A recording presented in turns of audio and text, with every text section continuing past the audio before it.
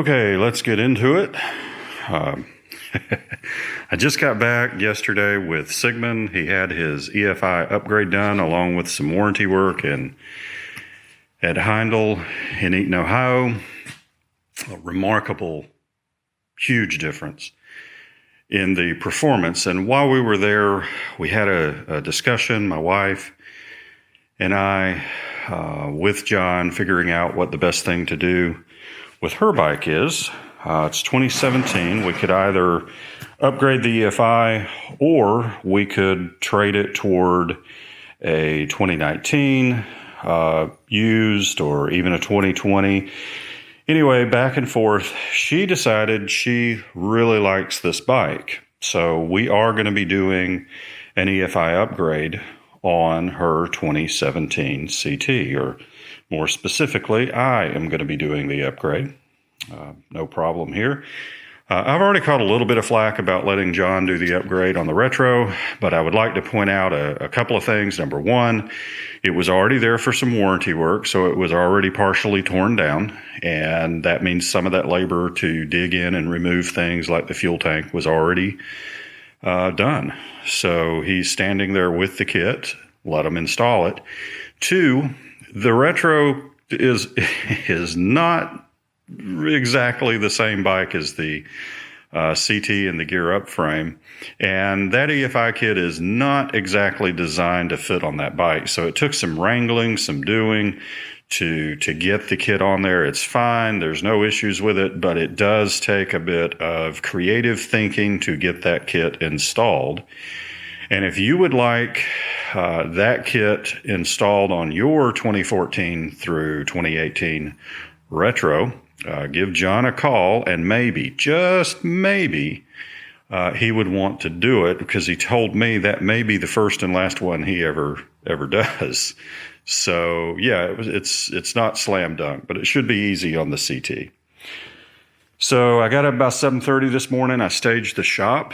If you don't know, we are Habitat for Bats, and the shop is now closed down for 2 days. We will not be building bat houses. I got in here this morning. I cleaned up, cleared the bench off, lined everything up, and I'm going to be removing the sidecar from the rig. I've already got that set up down there. I'm using a transmission jack to support this side. Right now I've just got it leveled up with the floor jack because the bike's already on the center stand. I'm going to be disconnecting everything, rolling this back, and I'm going to have to spend some time getting the items off the CT. I've got to take the leg guards off, fuel tank, the seat, the side panels. Battery has to come out, so I got probably at least an hour's worth of work just getting this rig ready to actually work on the EFI kit. Now, you don't need to remove the sidecar to do the EFI kit, but I have a couple of other things I'm going to be putting on here. This has the aftermarket 2-into-1 left side exhaust. And unfortunately, this is actually a left side exhaust meant for a 2014 through 16. You can see the oxygen sensor is a long way away from the output, and we think that may actually be one reason it runs as poorly as it does. This bike has had a history of running okay, but not great, and it didn't even run as well as the Retro did. So we're looking forward to the new EFI, and I was going to put the factory OE exhaust back on the bike, but my wife insisted that it be powder coated black to match the engine. So I have that over here. She actually sent this to John at Heindel, and she paid to have the black powder coating done. This came out of her splurge money, not mine. So she really wants the black exhaust on there that badly. And it's going to be a lot easier to do all that work with the sidecar removed. It's really not that difficult to remove the sidecar. So if you're going to be doing this upgrade, it's completely optional and up to you whether you want to go to the trouble of removing the sidecar. But I am. It's just going to be easier overall than trying to hang upside down over that seat and work on the right-hand side of the bike. So that's what I'm going to be doing. I will have to disconnect the trailer hitch harness that I put on. We made our own trailer hitch and put it on here. So I'll be disconnecting that. I'll have to disconnect the 2 struts, the 2 lower bolts, and then this one has a Sean steering damper that'll also have to be disconnected up there. But it should be fairly straightforward. So let me get to work making everything I just said, happen. Got the coffee on standby. The kit itself is in this box. I've just cut it open. I've taken nothing out yet, so I'm going to do an unboxing with that. This is the manual. I printed this out. It was a PDF, 77 pages front and back, and I just threw it in this binder to help me out. I've already read through it. It's basically do a lot of uninstall followed by a lot of install, and you're good. It's that simple. Just uninstall, then install. So let's open this up, spread it out, and see what we have in the Keihin EFI Gen2 upgrade. First, we have a bag. This is the actual ECU in here with the cables. That looks like a temperature sensor, and it comes with the spark plugs. And if you were wondering, it uses BPR7HS10. So these are the resistor plugs. Looks like the gap's the same. I think 10 is 0.04 gap or 0.40 or something like that. Anyway, looks like the same gap. We get branch pipes, and it includes the pinch clamps. That's good. We'll need those. Throttle bodies. This is the first part that bolts onto the head, the back side of the throttle body there. Here's the actual magic part that does the fuel adjustment, the throttle body itself. So all of these terms are 100% technically probably not right. And of course, a bunch of wires. And there should be some extra wires in here because this kit will do 2014 through 2017. That means there's going to be some extra wires in here somewhere for connecting up the lights around the 2016 and older. And then the actual wire harness itself, the big part, it includes, of course, the fuse block is in here. I'm trying to get you far enough away you can see. The fuse block's in here, and everything's in the bag that you need there. Then we have, the throttle cables have to be replaced. I knew that, but I had forgotten that actually. Got to put new throttle cables on. So you get a new set of throttle cables. So there you go. If you've been riding your bike a while and your throttle cables are starting to wear and you're just riding down the road thinking to yourself, I should really install new throttle cables. Buy the whole kit and it comes with them. They're free. An intimidating little bag of all sorts of screws and stuff. Probably going to need that. And some gaskets, or a gasket, I guess. It could be two. And the new fuse relay diagram to replace the old one. And that is it. That's everything in the kit right here on the table. That's the kit there. And again, the manual is a PDF and I printed it. And this looks like an adventure waiting to happen. Okay, I got just under an hour in, and I'd say about 45 minutes. Had to get the windscreen off, cut a few cables free, loosen the sidecar, pull it off. Again, I just use a transmission jack that I have. It works well. I had to add a little bit of weight to the front. I underestimated how much my wife has put in the trunk there, but I forgot about the spare and all that. So it's a little bit tipsy toward the back, but I repositioned the transmission jack a little bit. I'm just going to go ahead and tell you whether you're doing the exhaust, anything else or not. Really wasn't that bad. Just unplug the plugs, loosen the bolts, wiggle it around, and as long as you have either a dolly or a transmission jack, I mean, the transmission jack worked great. You just kind of wiggle it loose. Be a little bit of work putting it back, but it should not need realignment. It should bolt right back to the way it was because nothing else was loosened so far as adjustments go. And this is going to make this a lot easier to do. I'm going to be draining the fuel out. Remember to do that before you remove the battery with the EFI. I'll turn it on and let the pump run. And I have a hose that I made specifically for that. I actually carry one each in the bike spares. One end is just a 1/4 inch clear tubing, and one end I have flared. I put a pair of needle nose pliers in it, flared it out, hit it with a heat gun, and we carry these hoses with us. If we were to ever run out of fuel or have some kind of fuel problem that required the pump to be primed, got this. All right, I've got the fuel draining. I've taken the leg guards off. I'm going to actually go ahead and take the exhaust off. Not because you have to, but I'm going to be replacing it anyway. So real easy to drain. Just make sure you don't let your pump run dry once the fuel is out. Conveniently, this had a full tank of fuel. So you might want to ride it a little while, run the fuel out before you do this, but I'm going to have to pull a full tank of fuel out of this thing. Otherwise, it's looking good. I just got to wait for the fuel to drain. Nothing special to report here. The hose works great. Be real careful here. I find using 2 fingers in this position.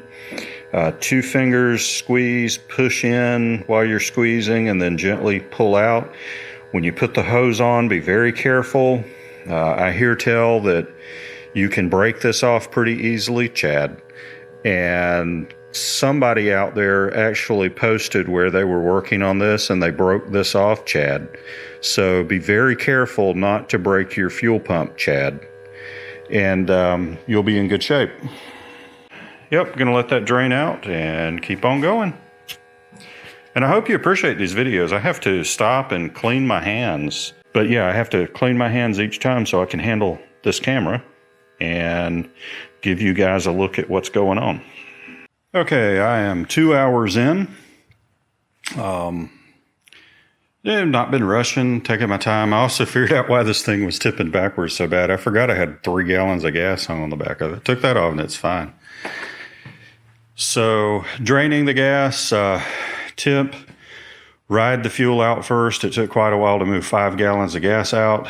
And while it was doing that, I went ahead and took the branch pipes off, the air filter cover, the fuel tank. Of course, after it finished draining, I got that off. I now have the exhaust off. Again, not required for this, but I am putting on a new exhaust, so go ahead and do that while it's easier. Went ahead and took the headlamp out. And I'm going to take a break now. The gas fumes, just from handling the tank, you always get a little bit that leaks out. It'll clear out in 15, 20 minutes. I got the door open and it's ventilating. I've got motorcycle parts cordoned off in boxes. Got the fuel tank back there. Miscellaneous bolts and stuff. I try to put the bolts back when I'm just going to be pulling something off like this. I don't separate them out. I put them back in the orientation they were in. It just helps me locate them and remember which way they go. Don't put them in backwards or something. And then, of course, I got the 2-in-1 left side exhaust that I took off laying over here. And everything's looking good. Looking good. Looks like a naked bike now. Maybe I'm being overly optimistic. I think I'll have this wrapped up by the end of the day. to the extent at least all of the stuff is the wiring harness is done. And maybe, in the morning I'll be putting the fuel tank and odds and ends like that back on. I'm not sure. Again, I'm in no rush. I'm not trying to set a record. And I do have the exhaust mixed in with this, so there is that, although that's not bad. I figure an hour will go toward the exhaust easy. Okay, so at this point I'll take a very quick break here. I did go in to get my break. I got my cup of coffee. Been working for a little bit since I got back. I've stopped at this point because this is the point that I've had the bike torn down to before. At some point, everything I have done and taken off, I have done at least on one side or the other. Like I'd never taken this throttle body off, but I did take the other one off at one point. So at this point, I have not referred to the manual. I have simply stripped off of the bike the things that I know needed to come off after going through the manual. I know how to do these particular things, so I did them.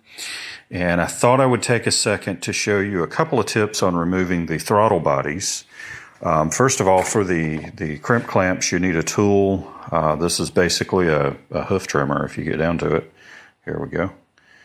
That's good for cutting the bands off. I also have a real kind of sort of banding tool there designed to put them back on, and it will cut them off too. It's got some smaller cutters. But the trick to these are, if you've never taken these off, if you will notice right here on top, there is kind of a button. You have to push down on that and lift, and this will come up. And then when it's all the way up, it needs one more click and it'll come right out of the throttle body. The injector wiring is a little bit more troublesome, especially on the inside throttle body. It's a pain. You have to lift this lock, that comes up. But the little plastic booger here does not release. It stays engaged, so you can't pull this off. You shouldn't need a lot of pressure to pull this off. So what I have to do is use a screwdriver, a little flat screwdriver, and push up in there to go ahead and pull this off of the lock, and then this will just pull right off. This temperature sensor will be on like here. Just squeeze and pull, and again, it shouldn't take a lot of pressure. This should pull right off, and that's where we're at. Now, I will go glance through the guide, but I believe I have to take the starter off to get under here to the wire harness, because at this point I'm actually removing the wiring. So all of the zip ties need to be done. Now, it doesn't come with zip ties that I saw, so I have a huge box of UV resistant zip ties. Make sure you get UV resistant zip ties and your life will be much better later on. So I just take the wiring out now. The only extra thing I have on here is the air horn, and it'll stay in place. Everything else should just be a matter of pull the old wire harness out, keep track of where you're taking bolts off. I may or may not write down some of the connectors. I'm going to take it gently, easily, and just go through this a piece at a time and get the new wiring harness installed now. And I don't think it'll be that bad. This is probably the most time-consuming part of it for me, especially just to go through kind of the tedious process here. But to this point, I've got 2.5, maybe close to 3 hours, 2.5 to 3 hours at this point is actually spent working on the bike. Now that includes taking the exhaust off, which wasn't too bad, but I did take that off. A lot of that overlaps with draining the fuel. I did have to stand here and wait as more fuel drained out. So keep that in mind too. Your mileage may vary. Don't be too intimidated by a 77-page manual. Keep in mind, all I've done at this point is I went through and checked off the things that I know that I've done through my process, just to make sure I didn't miss anything. And if I find something like This wants me to remove the rear fender connector for the rear lights. I'm going to step over and do that and check it off. But a lot of these I'm just checking off because I've already done them. But keep in mind, this is page 14 out of 77. So far, the only thing it has covered is removing the fuel tank and the seat removal. And these instructions go like that. There's a lot of detail, a lot of pictures. You should be able to come back and reference this. There are also pictures of the new install, so I'm not terribly concerned about, ooh, where does this wire go? There's pictures there for that. So I would say it's fairly complete. Haven't found any real gaps or anything, and your mileage may vary depending on which bike you have. For example, this includes the 2016 and down, so I don't need to do this part, so I wrote that more for your convenience, I guess. So I'm skipping that step. But yeah, don't be intimidated by the huge manual. It actually goes very quickly and won't be an issue. But I'm going to catch myself up with these and follow these instructions through to the end. Very quickly, I'm at the top of page 21 now. The only extra things I had to do to get to this step on page 21, step 28, I had to remove the throttle cable, no big deal. I had to cut the zip ties loose. Everything else has already been done. Just with me tearing the bike down. So I'm now to here, and it's looking good. I guess I can show you the throttle cables in there. Again, I tend to put things, screws back. I just put that up there for safekeeping. It's all removed. Very quick to this point. If I had to do this over again and not film it, I could be a little further along. So I'm a little ahead because I've already taken the airbox out. No big deal. All I did was loosen the bottom starter bolt. I didn't have to remove it completely. I just pulled it until I could get this out. Now the instructions are telling me to reinstall and tighten the bottom bolt on the starter, which I'll do, no problem. It hasn't told me to take the wires off the starter yet. Okay, where am I at? Everything following the checklist. In fact, treat that list more like a checklist than instructions, because it won't give you a lot of detail like how to undo a clip. And I found on the fuel pump, the clip that goes on here had the same issue that the injector has. Had to take a little screwdriver, even though the lock was retracted, the engagement was still locked, so a little flathead screwdriver picked that right up. Of course, I've still got my air horn. This is the piece for the battery tender. The only caveat I ran into, and I just went back through the instructions, and nowhere in there does it make this clear, is to disconnect from the starter, to take this lead off. I just assumed because it was straight from the battery to here, it probably wouldn't be replaced. It wasn't mentioned. I didn't think about it. Then when I pulled the harness, I noticed there's one wire left, and it's a white wire that is bonded or joins with the positive wire here on the starter. So I would have to take that off to finish getting the wire harness out. But I took a look at the new harness.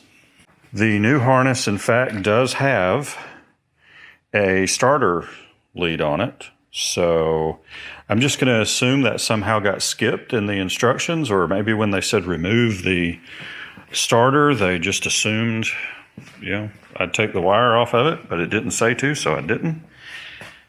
That's the only catch. So far, this has been straightforward.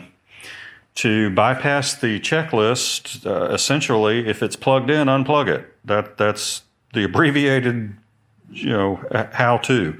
If it's plugged in, unplugged it, and pull the whole harness out. And it's looking good. I'm gonna grab that off the starter and then clean up a little bit. May give my wife a few minutes. She can come in and clean on her bike if she wants to while it's all open like this. Be a good thing to do. Maybe even put a little, what do they call that? Pig snot, something or another. Clean on the engine a little bit. I'll let her decide. Once I get the harness out, I am taking a break, though. I got a couple of things I need to go do. And then I'll be back at it.